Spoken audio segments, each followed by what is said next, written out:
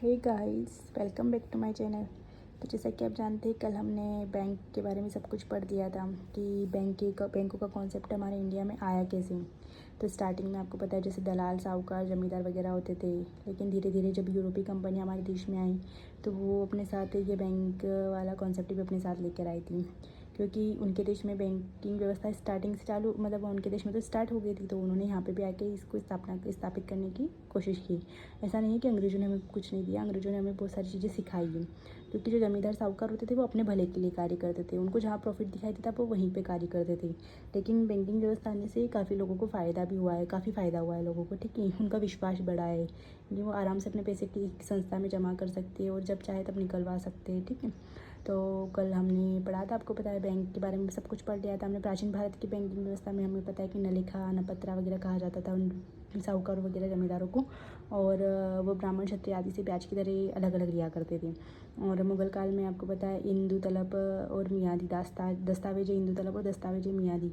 इंदु तलब में जो एक डिमांड डिपॉजिट की तरह कार्य करता है, मतलब कभी भी पैसा डलवा सकते थे और निकलवा सकते थे, और मियादी जो होता है ना, वह निर्धारित समय के बाद या एक निश्चित समय के बाद ही धन निकलवा सकते थे, ठीक है।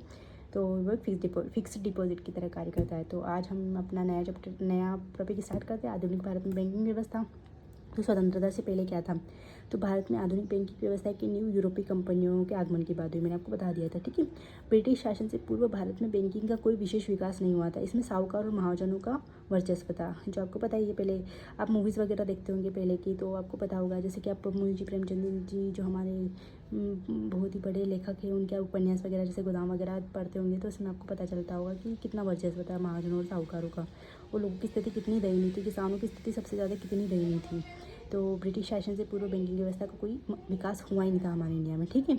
18वीं शताब्दी में ईस्ट इंडिया कंपनी ने मुंबई व कोलकाता में कुछ एजेंसी गृहों की स्थापना की। यह एजेंसी आधुनिक बैंकों की तरह कार्य करती थी, लेकिन यह केवल अंग्रेजों की ही मदद किया करती थी। तो 18वीं शताब्दी में ईस्ट इंडिया कंपनी ने क्या किया कि कुछ एजेंसियां बना, मतलब कि वो आते थे विदेशों से, तो वो अपने धन को स्टोर करने के लिए कुछ एजेंसियां बनाते थे कि उनका जो सोना वगैरह लेकर आए व्यापार करने के लिए वो सुरक्षित रहे, उस पर कोई हमला ना करे, क्योंकि कोई भी हमला कर देता था, चुरा लेता था।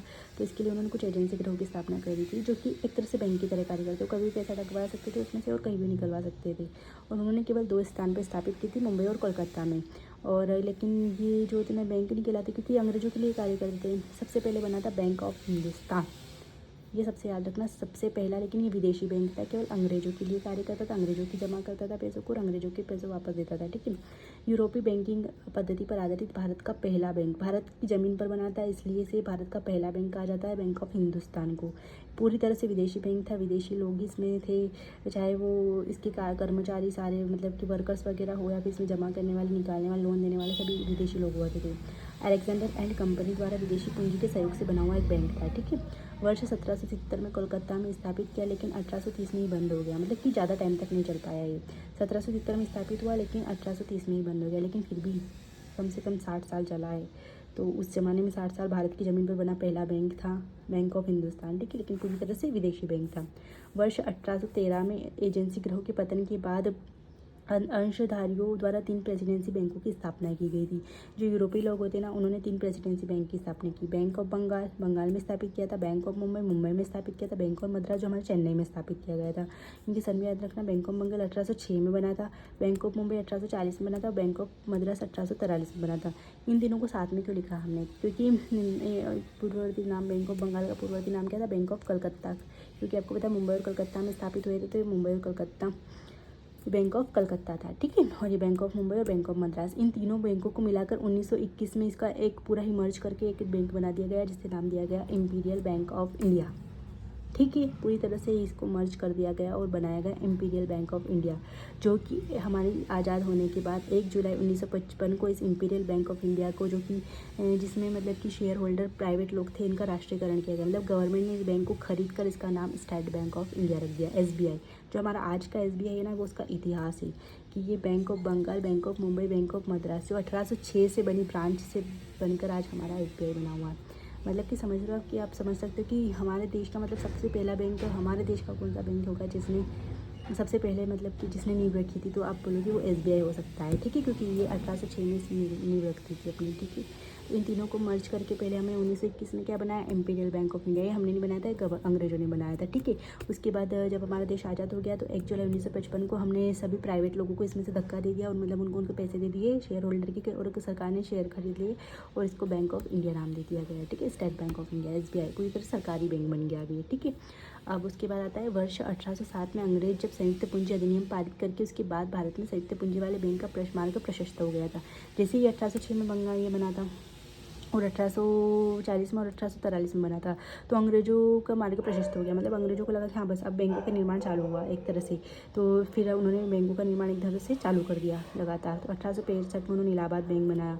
1881 में अवध कमर्शियल बैंक बनाया, जो कि पहला बैंक था जिसका प्रबंधन में कुछ भारतीय लोगों को शामिल किया गया था, कि उसको जो मतलब कि जो थोड़ा सा प्रबंधन जैसे कर्मचारी उसके जो वर्कर्स वगैरह हैं उसमें कुछ भारतीयों को शामिल किया गया था।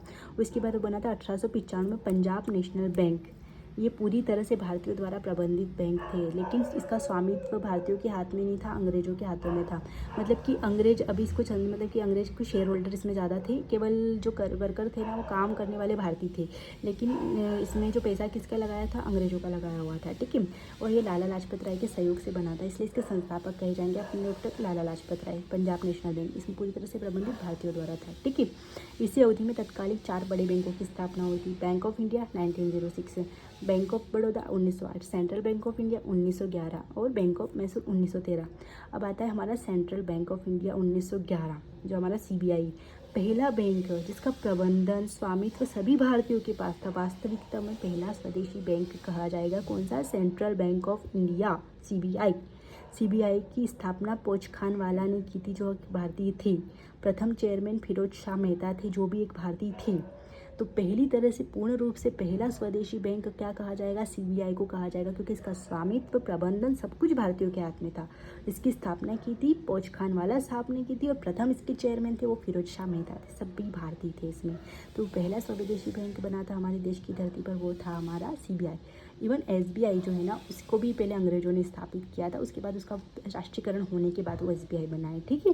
तो पहला स्वदेशी बैंक आप समझ गए, जो पूरी तरह से स्थापित ही स्वदेशी फॉर्म में हुआ था, ठीक है। उन्होंने इसका स्थापना ही स्वदेशी फॉर्म में हुई थी, स्वदेशी लोगों ने की थी, और 1911 में कर दी थी। मतलब इनसे इंस्पायर होकर हमारे भारतीयों ने देखो कितनी सीख ली कि 1911 में उन्होंने खुद का बैंक खोल दिया, पूरी तरह से स्वदेशी बैंक, ठीक है। तो यहाँ तक आपको समझ में आ गया होगा, ठीक है। तो अब हम आगे बढ़ते हैं। तो अब इससे आगे जाते हैं। तो 1930 में भारत में बैंकों की संख्या काफ़ी अधिक हो गई थी, अतः ग्राहकों की हितों की रक्षा के लिए इन बैंकों का रेगुलेशन करना अनिवार्य हो गया था। साथ ही प्रथम विश्व युद्ध के कारण मुद्रा प्रसार से जन सामान्य की आय में वृद्धि से बैंकों में निक्षेप बढ़ गया था, जिसका लाभ लेने के लिए पुराने बैंकों की नई नई शाखाएं खोली गई थी। तो क्या हुआ था कि 1930 में क्या किया गया था कि बैंकों की संख्या काफ़ी ज़्यादा हो गई थी। आपको पता ही चला कि मतलब कि कितने सारे बैंक स्थापित कर दिए, कितने सारे बैंक बना दिए गए थे।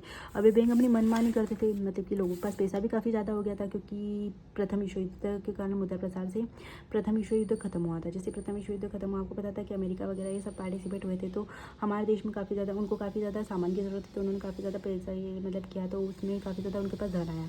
तो उस वजह से बैंकों में लोगों के जमाए बढ़ गए, तो बैंकों ने अपनी काफ़ी नई नई शाखाएँ खोल दी थी। नई नई शाखाएँ खोली तो वो अपनी मर्जी से अपने ढंग से कार्य करने लगे थे, मतलब कि उनके ऊपर कोई रेगुलेटरी बॉडी की स्थापित ही नहीं हुई थी अभी तक कि वो उन पर नियंत्रण रख सके। जैसे कि अभी वर्तमान में RBI है, जो कि सभी बैंकों का बैंक है, वो उनको ठपकार सकता, ललकार सकता, कभी भी उनको अपनी सीमा से बाहर कर सकता है। जैसे आपको पता है पेटीएम पेमेंट बैंक बंद कर दिया गया था। पेटीएम पेमेंट बैंक क्यों बंद किया गया था, क्योंकि वो उसकी जो लिमिट क्रॉस कर रहा था, और RBI ने उसे चेतावनी दी थी, लेकिन फिर भी उसने नहीं सुनी, तो उसने RBI ने उसको ही बंद कर दिया, ब्लॉक कर दिया पूरी तरह से बैंक को। तो इसलिए वो है बैंकों का बैंक, वो स्वामी है, वो दाता है, वो मतलब कि वो करता धरता है, स्वामी है वो, उसको वो सभी बैंकों पर नियंत्रण रखता है। तो 1930 के समय में तो वो बना ही नहीं था। तो 1930 के समय में जब बैंकों की संख्या काफ़ी बढ़ गई और बैंकों में लोगों का बहुत ज़्यादा पैसा जमा था, लोगों को टेंशन, मतलब कि एक तरह से टेंशन होती थी ना, बैंक क्या पता लूट के चले जाएँ, क्या पता कैसे हो, तो इसलिए 1934 में RBI एक्ट पारित हुआ। फिर तब आया हमारा RBI, हमारा रिजर्व बैंक ऑफ इंडिया, हमारी इंडिया का एक केंद्रीय बैंक, जो सभी बैंकों का बैंक है, जो सबसे बड़ा बैंक है, ठीक है। तो 1 अप्रैल 1934 को जब एक्ट पारित हुआ, लेकिन उस समय कुछ नहीं हुआ था। 1 अप्रैल 1935 से भारतीय रिजर्व बैंक ने कार्य करना आरंभ कर दिया था।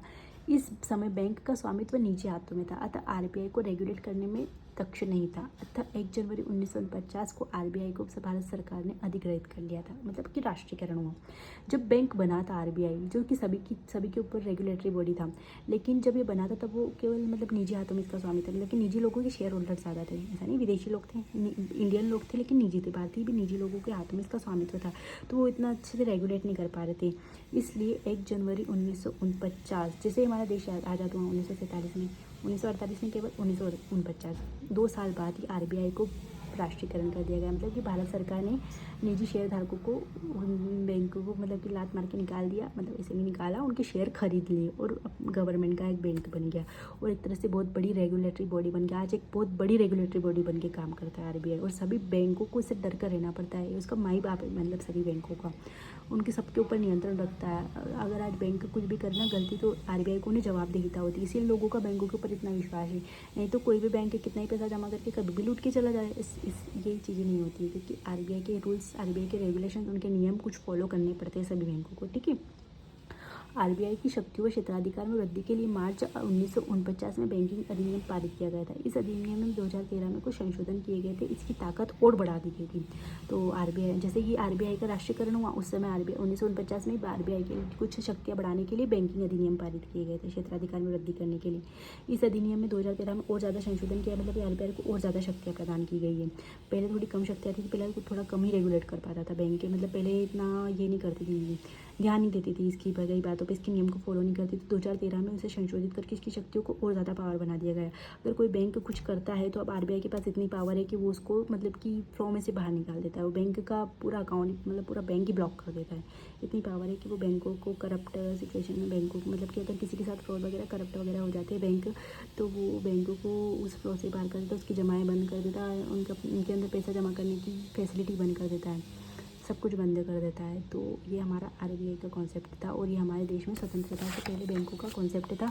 इसमें स्वतंत्रता की बात मैंने केवल आपको बताया कि हाँ, एसबीआई का भी राष्ट्रीयकरण करके इसको गवर्नमेंट बैंक बनाया गया था, और आरबीआई पहले प्राइवेट लोगों के हाथ में था, और उसका भी राष्ट्रीयकरण हुआ था।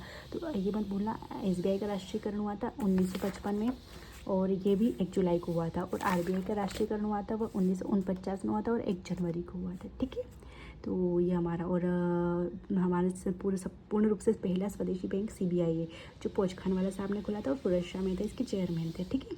तो आप अच्छे से रीडिंग लगाना और स्क्रीनशॉट ले ले, नोट्स बनाना, और ये काफ़ी ज़्यादा पूछे जाते हैं, मतलब पीवाईक्यू में काफ़ी ज़्यादा, और जो क्या बोलते हैं पीवाईक्यू क्यूज टाइप क्वेश्चन होते हैं ना, उनमें काफ़ी ज़्यादा पूछे जाते हैं।